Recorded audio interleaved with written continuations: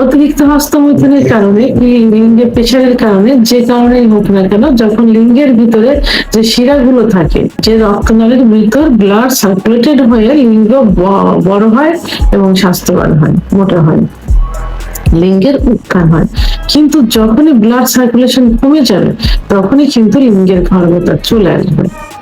এখন পূর্বে এই বিভিন্ন কারণে এবং টেস্টোস্টেরন হরমোন কমে যাওয়ার কারণে লিঙ্গ খর্বতা চলে আসছে। তাহলে অতীতের ওই কাজগুলো বন্ধ করতে হবে। ওইগুলো বন্ধ করে কোনো চিকিৎসা ছাড়াই যে ঘরোয়া পদ্ধতি বলবো, এই পদ্ধতি অবলম্বন করলে ইনশাল্লাহ ঠিক হয়ে যাবে।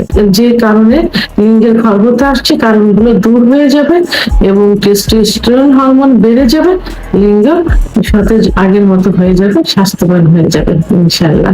আমার আলোচনার বিষয় ঘরোয়া পদ্ধতিতে পুরুষাঙ্গ তাজা মোটাকরণের পদ্ধতি। অনেকেই এখন একটাই সমস্যা নিয়ে আসে বা একটা সমস্যা নিয়ে কথা বলে, আসলে এটা সমস্যা কিনা জানি না। সেটা হলো যে তারা লিঙ্গ মোটা তাজা বড় করতে চায়। অবিবাহিত ছেলে এরাও প্রশ্ন করে থাকে, এরাও চেম্বারে আসে কি ফোনের মাধ্যমে জানতে চায়। আবার মধ্যবয়সী একটু বয়স্ক যারা, যাদের বয়স হয়ে গেছে, এরাও কিন্তু একই কথা বলে থাকে যে তারা লিঙ্গ আরেকটু বড় করতে চায়।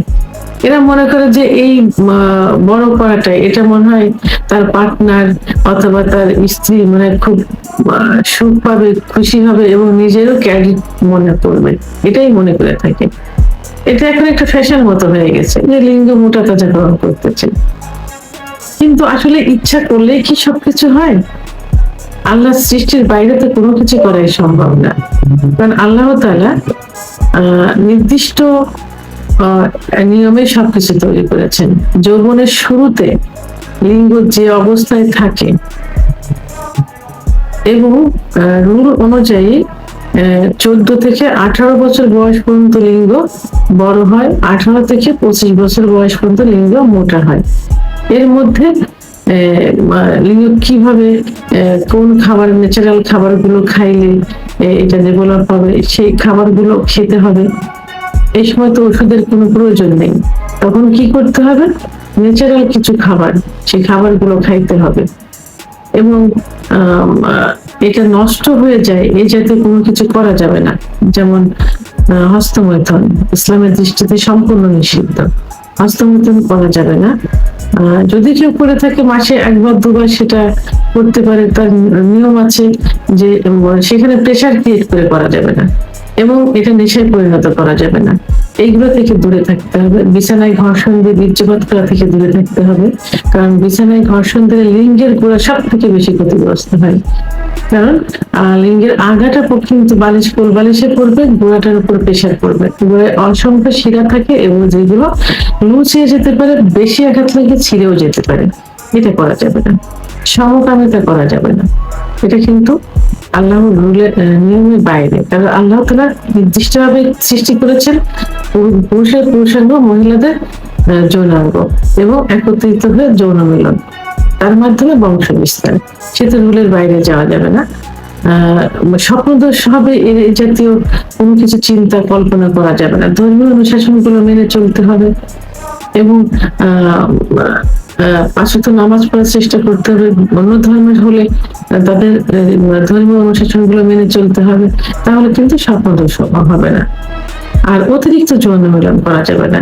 এইগুলো থেকে যদি যৌবনের শুরুতে, অর্থাৎ নির্দিষ্ট যে সময়টা আমি বললাম, এইগুলোর ভিতরে যদি বিরত থাকা যায় এবং সিজনালি যে খাবারগুলো আছে সেই খাবারগুলো দুধ, ডিম, খেজুর, কাজু বাদাম, মধু, ঘি, এইগুলো যদি খাওয়া যায়, তাহলে এই নিয়মের ভিতরে 14 থেকে 18 বছর বয়স পর্যন্ত লিঙ্গ স্বাভাবিক নিয়মে বড় হবে এবং 18 থেকে 25 বছর বয়স পর্যন্ত লিঙ্গের যে মোটা, সেই মোটা হবে। তাহলে এই সময়টাতেই বাবা মায়ের অথবা একজন পরিবারের এই বিষয়ে একটু সতর্ক থাকতে হবে, সেভাবেই তার ছেলেকে তৈরি করতে হবে যেন পরবর্তীতে এর সাফার করতে না হয়। এটা কিন্তু নির্ভর করে একমাত্র একটা পরিবারের উপরে। এই জন্য পরিবারকে এটা সচেতন হতে হবে বেশি।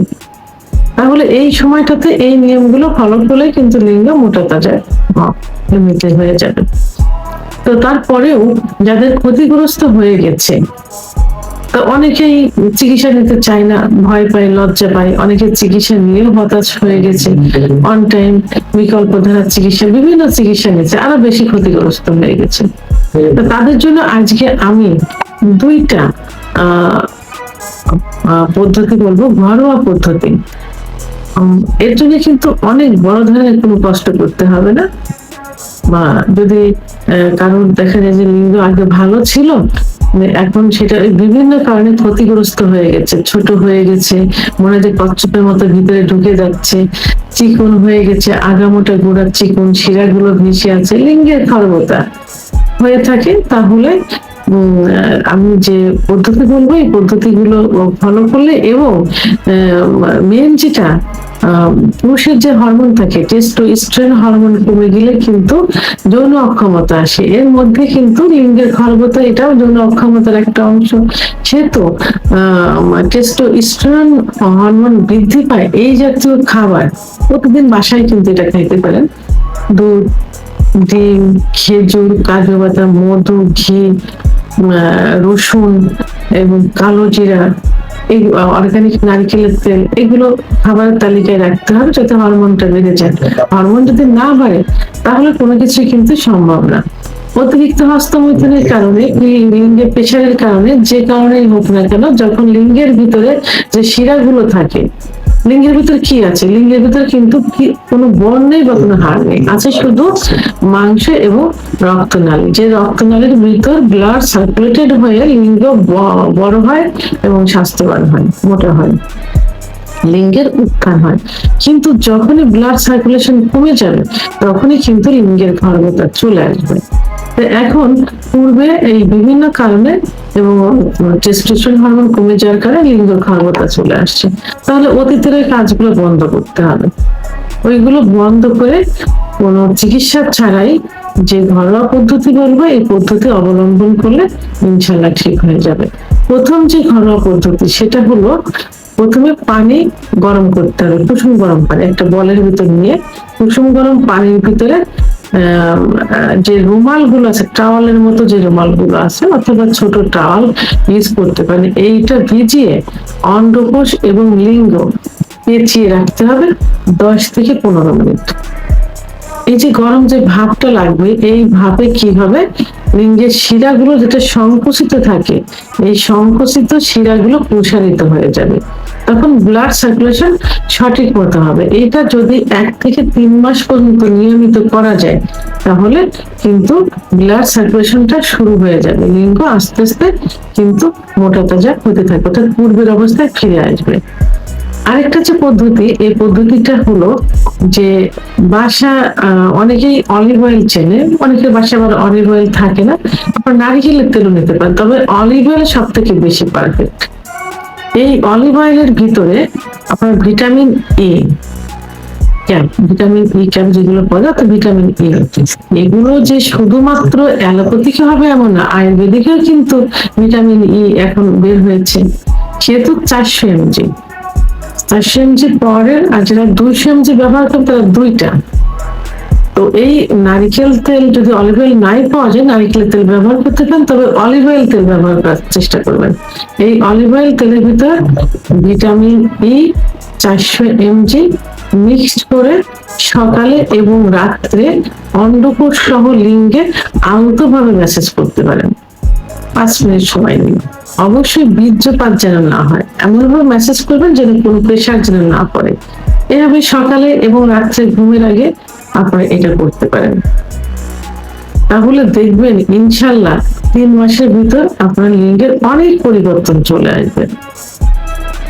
তো এই বিষয়ে টেনশন করা যাবে না, দুশ্চিন্তা করা যাবে না।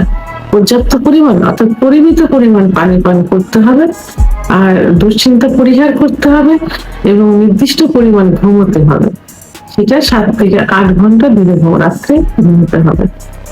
এই নিয়মগুলো ফলো করতে হবে আর ন্যাচারাল খাবারগুলো খেতে হবে, তাহলে পূর্বের যে কারণে লিঙ্গের খর্বতা আসছে কারণগুলো দূর হয়ে যাবে এবং টেস্টোস্টেরন হরমোন বেড়ে যাবে, লিঙ্গ সতেজ আগের মতো হয়ে যাবে, স্বাস্থ্যবান হয়ে যাবে ইনশাআল্লাহ।